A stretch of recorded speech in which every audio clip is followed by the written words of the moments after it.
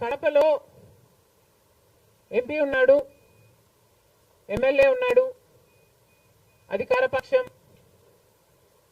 అక్కడున్న ప్రజలు భయభ్రాంతులు గురై బ్రతుకుతున్న ప్రజలు.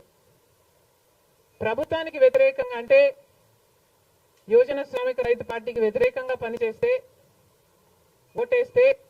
ఓటేస్తామని తెలిస్తే మాకు వచ్చే స్కీములు పోతాయి, అవి కాకుండా మా మీద కేసులు పెడతారు, దాడులు చేస్తారు అన్న భయం కూడా ప్రజలలో ఉంది.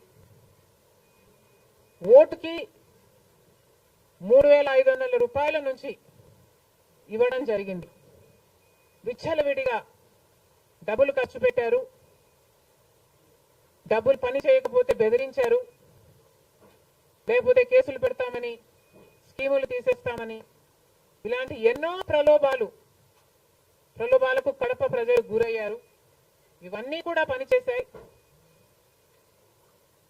నేను కడపలో గెలవకపోవడానికి కారణం టైం అనే నేను అనుకుంటున్నాను.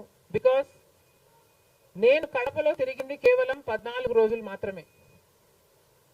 14 రోజులు క్యాంపెయిన్ చేశాము, మిగతా టైం స్టేట్ వైడ్ క్యాంపెయిన్ చేశాము.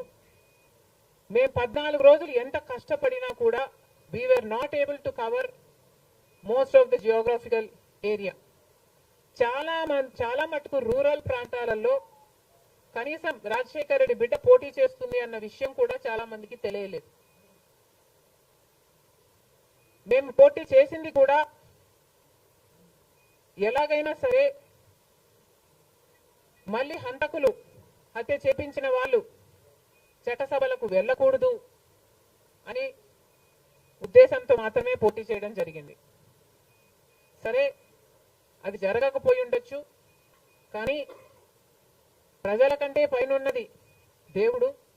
ఐఎమ్ వెరీ ష్యూర్ వాళ్ళ పాపం పండుతుంది, పండే రోజు కోసం దేవుడు కూడా ఎదురు చూస్తున్నాడని నా అభిప్రాయం.